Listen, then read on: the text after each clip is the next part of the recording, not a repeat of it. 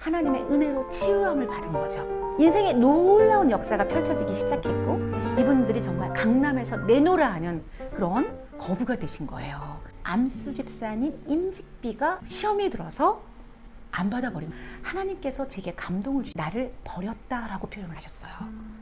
너무 놀랍지 않아요? 여러분 잘 지내세요? 저는 요즘에 세라와 함께 커피 한 잔 마시면서 매일 생명나무 신앙으로 은혜를 너무 많이 받았어요. 만나와 같은 은혜로 살이 결해졌어요. 여러분도 은혜로 살리고 은혜로 살리고 그리고 구독과 좋아요도 눌러주실 거죠? 저도 여러분 좋아요. 여러분 안녕하세요. 네, 반갑습니다. 새롭게 시작된 은혜로 살리고 스타트 어떠셨어요? 매번 이렇게 새롭게 참여하는, 다 같이 참여하는 우리 은혜로 살리고가 되었으면 좋겠다 하는 마음으로 여러분들이 이렇게 함께하는 작업을 하고 있습니다. 더 즐겁고 또 새로운 것들로 여러분들과 함께할 수 있었으면 좋겠습니다. 지난 시간까지 우리 생명나무 이제 마무리했었고요. 오늘서부터는 이제 시험을 이기는 신앙생활입니다. 이제까지 했던 로드십 그리고 또 생명나무 또 행복한 신앙생활을 위한 이 모든 것들은 기본적인 뿌리예요. 사실은 로드십과 생명나무가. 그런데 이 기본적인 그 기본 뿌리 안에서 이제 우리가 신앙생활을 해나갈 때 어떻게든 신앙생활을 하는 게 좋은 것인지 적용을 해보는 시간인데 이렇게 시험을 이긴다라는 것이 신앙생활을 잘할 수 있는 방법 아니면 어떤 그 경험이 될 수 있을 것 같아요. 대부분 사람들이 시험을 저 집사님 시험 들었대 이렇게 얘기를 하면 믿음이 되게 안 좋은가? 이렇게 생각하실 수도 있잖아요. 그런데 시험은 너무나 중요한 거라는 거죠. 우리가 이 땅을 살아가는 동안에 우리 영적인 전쟁을 한다 이렇게 얘기를 해요. 그런데 그 영적 전쟁에서 사단의 시험 또 스스로가 당하는 시험, 이런 시험을 극복하고 이겨내는 것이 신앙생활의 승리해 나가는 과정이고 잘하는 신앙생활이거든요. 그래서 그분이 시험을 들었다 해서 그분이 믿음이 없는 것이 아니라는 거죠. 우리 예수님도 광야에서 40일 금식한 이후에 사단의 시험을 통과했었잖아요. 그래서 시험은 당하지만 우리가 시험을 당했을 때 어떻게 이겨내고 극복해내느냐가 신앙생활을 굉장히 잘해내고 또 성공적인 신앙생활을 할 수 있다. 좀 더 그런 시험을 이겨냈던 경험들이 축적되어서 우리 신앙이 성숙해져 간다. 이렇게 보시면 좋을 것 같아요. 그래서 시험을 당하는 것이 이건 정말 안 좋은 일이야 라고 생각할 게 아니라 오히려 우리 신앙생활에 유익이 될 수도 있다는 거죠. 잘 극복한 그 시험을 통하여서 우리의 신앙이 좀 더 성숙해지고 승리해져 가는 그런 영적 전쟁의 승리자로서 세워지는 그런 계기도 될 수 있거든요. 그래서 손자병법에 보면 지피지기면 백전백태라 이렇게 나와 있거든요. 그거는 무슨 얘기예요? 적을 알고 나를 알면 절대로 물러섬이 없다. 싸움에 있어서. 그래서 우리 영적 전쟁 시험에서도 이 시험에 대해서 잘 알면 지혜로운 신앙생활 또 성숙해져가는 그런 신앙생활을 하실 수 있다는 것이죠. 제가 아는 어떤 집사님이 계셨어요. 그분이 너무 모습도 예쁘고 참해요. 그래서 이미지가 너무 좋아서 제가 이렇게 사명 감당을 권유를 해드렸거든요. 이 사명을 감당하면 너무 좋을 것 같다. 그랬더니 이분의 대답이 너무 의외였어요. 전사님, 제가 이전 교회에서 이사를 와서 저희 교회에 이제 전도가 되어서 등록을 하셔서 이렇게 잘 훈련받다가 제가 사명을 권유했거든요. 그런데 이전 교회에서 봉사의 일을 하다 시험이 들었으므로 본인은 이제 봉사를 하지 않겠다는 거예요. 그리고 어떻게? 그냥 예배에 은혜만 받도록 할게요. 이런 얘기를 하죠. 들을 때는 그럴듯해 보이지 않으세요? 봉사하다 시험 들었으니까 이제 시험 들 일 없는 예배에 은혜만 받으면서 조용히 신앙생활 하고 싶다고. 그랬을 때 제가 그냥 그래요 집사님, 그러시면 그냥 예배에 은혜만 받으세요 이렇게 얘기를 했을까요? 아니죠. 제가 어떻게 말씀을 드렸냐면 집사님이 이 봉사의 일에 시험이 들었어요. 그래서 이제 그 봉사의 일은 하지 않고 이제 피하게 된 거죠. 그러면 내가 이제 은혜만 받기 위해서 예배만 드린다면 예배에서는 시험이 없을까요? 만약에 그러면 예배에서 시험이 들면 집사님은 그러면 예배를 내려놓고 또 피해서 도망가서 이제 하나님과 나 사이에 가정에서 주님만 믿으면 될 거야. 또 피해가죠. 그러면 주님을 믿을 수 있을까요? 거기에도 또 다른 시험이 반드시 있다라는 거죠. 그래서 집사님, 시험은 피하는 게 아니고 싸워서 이겨서 승리하는 거예요. 하나님의 은혜로, 말씀으로, 성령 충만으로. 그래서 집사님이 봉사일을 하다 시험이 들었다면 이제 말씀을 받고 은혜를 받아서 성령 충만하여서 봉사를 감당하면서 이겨서 승리해내는 거죠. 집사님은 더 이상 피할 곳이 없어요. 왜냐하면 사단은 끊임없이 시험할 것이기 때문에. 그랬더니 우리 집사님이 그리고 기도해 보세요. 제 말이 맞을 거예요. 그랬더니 기도한 이후에 전사님 그러면 제가 감당할게요 하고 순종을 하기 시작했어요. 그런데 놀라운 역사가 나타난 것이 뭐냐면 우리 집사님이 그동안 막혀있던 부분들, 본인 생각에서는 그 인간적으로 막혔던 거야. 내가 해도 되지 끝까지 될 수 없어라고 했던 부분들이 이 시험, 내가 도망쳐버렸던, 시험 당하여서 도망쳐버렸던 그 자리로 다시 돌아와서 내가 말씀을 붙들고 은혜를 붙들고 정말 이 시험을 싸워서 이겨서 승리하리라고 결단하고 순종을 했더니 그 막혔던 인생의 문제가 해결이 되기 시작한 거예요. 그래서 여러분 시험 당할 때 그것이 곧 축복의 사인, 시그널이라는 이런 이야기 들어보셨죠? 우리 목사님께서 설교하실 때 무슨 얘기 하셨어요? 참새 때는 봄에 모내기 할 때 몰려들지 않더라. 추수 때가 되면 어디서 할 수 없는 그 수없이 많은 참새 떼들이 몰려들더라. 시험을 참새 때에 비유한 거죠. 왜?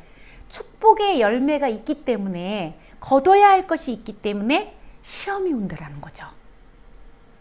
그 얘기의 말처럼, 우리 목사님 했던 그 비유처럼 우리 집사님 인생에 해결되지 못하였던 것들이 그 시험을 피하지 않고 내가 싸워서 승리해서 이기리란 마음 먹으면서 주님을 붙들고 은혜를 붙들고 사명을 감당하기 시작했더니 그 인생의 문제가 해결돼 버리는 놀라운 경험을 하게 된 거죠.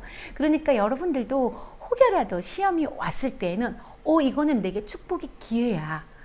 이 시험 뒤에 있는 하나님의 역사하심, 하나님이 부어주실 축복에 대한 그 놀라운 그런 그 시그널을 발견할 수 있어야 될 것 같아요. 그런데 시험하면 사실은 이제 종류가 세 가지가 있어요, 여러분. 시험은 마귀만 주나 사단만 주나 이렇게 생각하겠지만 자기 스스로의 욕심 때문에 당하는 시험이 첫 번째고요. 두 번째는 사단이 주는 시험이에요. 우리를 템프테이션, 미혹하고 유혹하는 시험이죠.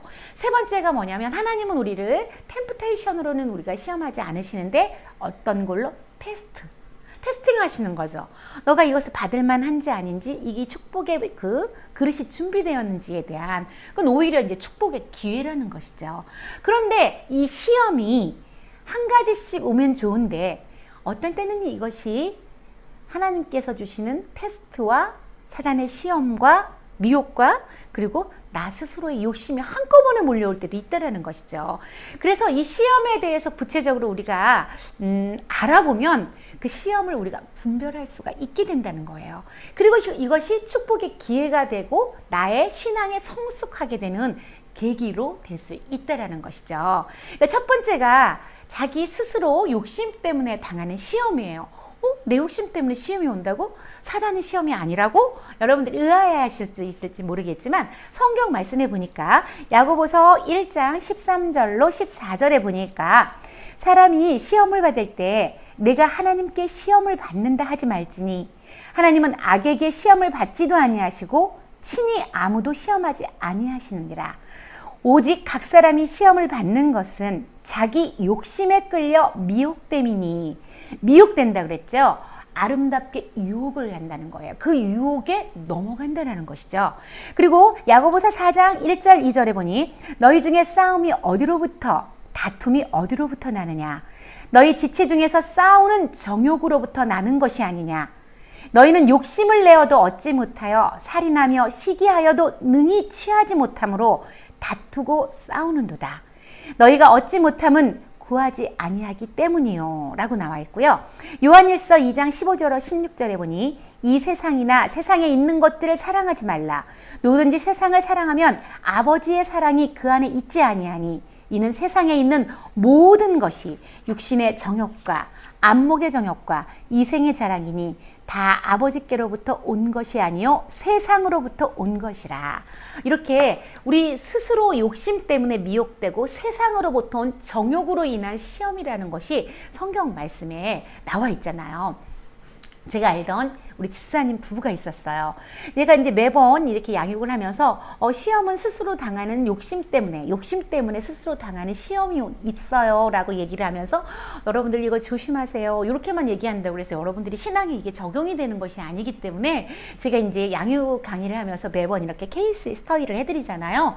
좀 더 여러분들이 이런 경우가 스스로 당하는 시험이고 이런 경우가 마귀의 시험이고 이렇게 테스팅을 했고 아니면 이 모든 것들이 다 이 안에 함께 있는 것이구나라는 걸 분별하면 훨씬 이겨내기가 쉽고 또 우리가 양육 현장에서도 우리 새가족들에게 좀 구체적으로 적용이 가능하기 때문에 제가 케이스 스터디를 해주고 있거든요. 근데 제가 이제 알던 이 부부는 새가족이신데 실은 이분들이 조용히 와서 예배를 드리고 계단을 내려가는데 제가 이분들을 따라잡은 거예요. 만나서 남자 집사님 혹시 장로님 아니시냐라고 얘기를 했었거든요. 제가 볼 때 꼭 장로님 같았어요. 그런데 이분들이 그 말에 마음이 움직이신 것 같아요. 사실은 이제 이전 교회에서 시험이 들어서 저희 교회를 이제 찾아서 왔더라고요. 그 교회의 시험, 뭐 다툼, 욕심, 뭐 이런 모든 것들이 뭉쳐서 나중에 양육을 들어가 보니까 그랬는데 마음을 움직였던 이유가 사실은 장로 임직을 앞두고 교회를 떠나오신 분들이에요. 제가 이분들께 안녕하세요. 처음 오셨나 봐요. 이렇게 말씀을 드리면서 근데 정말 모습이 너무 장로님 같으세요. 그랬더니 그 한마디에 우리 남자 집사님 마음이 움직이신 거예요. 그리고 전화번호를 적어주시고 인적사항을 알려주신 거죠. 그래서 연락을 하게 됐고 이분들이 오셔서 등록을 하게 됐고 그리고 제가 양육을 들어가서 보니 이분들이 장로 직분 임직식을 또 앞두고 또 어긋난 거예요. 그래서 어떤 시험이 와서 저희 세대교회로 옮기게 되셨는데 양육을 하다 너무나 놀라운 게 뭐였냐면 제가 이분들과 이렇게 대화하고 이야기하는 중에 이 남자 집사님이 실은 이제 군인 출신이신데 사고를 크게 당하신 거예요. 생명의 위협을 그런 사고를 당하여서 병원에서 입원해 계실 때 그 사경을 헤매시는데 병실에서 그 지하에 있는 병원 교회 찬양 소리가 들릴 리가 없잖아요. 찬양 소리가 들린 거예요. 그래서 어떻게 사경을 헤매는데도 막 그 찾아서 내려가서 주님을 만났고 정말 하나님의 은혜로 치유함을 받은 거죠. 그래서 그때부터 하나님을 만나서 교회로 찾아가고 신앙생활을 하기 시작하면서 인생의 놀라운 역사가 펼쳐지기 시작했고 이분들이 정말 강남에서 내노라 하는 그런 거부가 되신 거예요. 그래서 강남에서 유명한 모 교회에 이제 출석을 하시면서 신앙생활을 잘하기 시작했고 20여 년도 훨씬 넘었을 때 골프를 치러 다니시고 그럴 정도면 정말 대단하게 잘 나간 몇백억대, 그 당시에 몇백억대 자산가가 되신 거죠. 그 무렵에 그 교회에서 임직식이 있었어요. 근데 이제 안수 집사 임직으로 안수 집사님으로 추천을 받으신 거죠. 그런데 대화 중에 보니까 이분들이 사실은 안수 집사님 임직비가 시험이 들어서 안 받아버린 거예요. 제게 말씀하실 때에는 자기네들은 그럴만하지 않아서 믿음이 뭐 그럴만하더라고 사업하느라고 바쁘고 그래서 자기네가 그것을 보이콧했다 이렇게 말씀을 하셨지만 제 마음에 온 감동은 실은 임직비에 대한 시험이었고 임직비가 얼마였느냐라고 물어봤을 때 그 당시에 300만 원이었어요. 20년도 훨씬 지났을 그때의 300만 원인 거죠. 거의 30년 됐을 때 엄청난 거죠. 그 당시로 보면 그 당시에 강남이 정말 대단한 교회였기 때문에 그런데 놀라운 게 뭐냐면 저는 제가 이제 이렇게 양육도 하고 교육자임에도 불구하고 하나님이 주시는 임직이 어떤 건지에 대해서 잘, 물론 이제 교훈적으로 제가 교육받은 대로는 알고 있었지만 체감적으로는 알지 못했는데 이분들을 양육하면서 제가 느끼는 거였어요. 하나님께서 제게 감동을 주셨는데 어떤 감동을 주셨냐면 나를 버렸다라고 표현을 하셨어요. 너무 놀랍지 않아요? 임직이 아니고 내가 하나님을 떠난 것도 아니고 교회를 왔다 갔다 했는데도 불구하고 하나님이 주신 그 직분을 그 임직비 때문에 거부했다라는 것만으로도 하나님은 버렸다. 그리고 제게 그때 이분들이 그 이후로 이제 내리막을 치기 시작한 거예요, 사업이. 그러고 나서 겨우 저희 이제 남은 것이 수지에 30평 아파트 한 채가 남은 거죠. 그래서 어쩔 수 없이 수지에 아파트를 나오셔서 이제 저희 세예된 교회로 오시게 되신 거죠. 그런 얘기를 나누면서 하나님께서 주신 그 감동이 너무 놀랍도록 무서웠는데 제게 어떤 말씀을 어떻게 감동을 주셨냐면 너가 나를 버렸으나 네가 이 10배에 해당하는 것으로도 내가 마음에 차진 않지만 그것을 통하여서 열어주겠다라는 그런 감동이었어요. 그런데 또 놀라운 게 뭐냐면 이거에 대하여서 말하지 말 거에 대해서 주셨기 때문에 제가 이들 두 분에게 집사님 부부에게 하나님께서 제게 주신 감동은 있으나 주님께서 제게 말하지 않아도 이 남편 집사님에게 분명하게 응답을 주실 것이고 이 응답이 떨어졌을 때 우리 여자 집사님은 순정하도록만 말해달라는 그 감동을 주셔서 제가 이렇게밖에 말씀드릴 수 없어요 라고 얘기했던데 또 놀랍게 또 성령의 감동이어서 그런지 이분들이 그거에 대해서 궁금해하지 않고 네 그러면서 하나님의 그 응답을 바라보고 우리가 작전 기도를 하자라고 했고 다음날 새벽부터 이 두 분이 작전 기도를 들어가기 시작하셨어요. 그리고 나서 이 작전 기도를 하는 중에 연말 이제 송구영신 예배가 오기 시작했죠. 근데 이 남편 집사님이 정말 우리 목사님 말씀에 은혜를 많이 받으시는 거예요. 매 예배 때마다 눈물을 흘리시면서 철야 예배, 수요 예배, 그리고 그 주일 예배 말씀에 너무 놀라운 응답들을 받아가면서 이 하나님께서 얼마나 귀하게 쓰는 주의 종인지에 대한 소강성 목사님에 대한 감동을 또 받으시더라고요. 그러니 그 말씀이 얼마나 와닿았겠어요. 그러니까 매 예배 시간마다 그때 당시에 우리 남자 집사님이 60이 넘으셨는데 매 예배 때마다 눈물을 정말 철철 흘리시면서 감동을 받으시더라고요. 그리고 송구영신 예배가 왔는데 이제 고질병이 있었어요. 우리 남자 집사님에게. 뭐냐면 그때 큰 수술을 받으면서 이 머리를 수술을 받으셨는데 수술을 받은 부위가 그 통증 때문에 굉장히 괴로우셨어요. 그런데 저희 목사님이 연말 송구영신 예배 때 딱 한 번 안수 기도를 해주시잖아요. 이분이 그때 이제 송구영신 예배 때 안수 기도를 받으신 거예요. 그런데 이 안수 기도 받는데 여기가 불과 같은 그 역사를 경험을 하고 그날 이후로 완벽하게 치유를 받아버리신 거예요. 항상 고질병처럼 느끼던 그 두통이 이 부위서부터 왔대요. 항상 그 두통이. 그런데 목사님의 안수를 받는 순간 수술을 받은 부위가 불과 같은 그런 그 체험을 했고 뜨겁게 역사를 했고 그날 이후로 그 두통에 시달리지 않게 된 거예요. 이러니 얼마나 이제 목사님 말씀을 더 사모를 했겠어요, 이분들이. 그리고 이분들이 이제 새벽 기도를 하는 중인데 제가 계속 양육을 들어가는 과정 중에 있었는데 어느 날 제가 양육을 이제 또 들어갔거든요. 일주일에 한 번씩 들어가니까. 그런데 그날 제게 남자 집사님 질문을 하시는 거예요. 전도사님 받은 응답이 뭐예요? 라고. 근데 그때 제게 말씀이 딱 왔을 때 이분들이 응답 받으셨구나. 그래서 응답 받으셨어요? 그랬더니 아니요? 이렇게 대답을 하셨어요. 그리고 옆에 계신 우리 여자 집사님도 이제 응답 받은 거 없다고 막 이러시는데 집사님들 응답 받으신 것 같아요, 내가.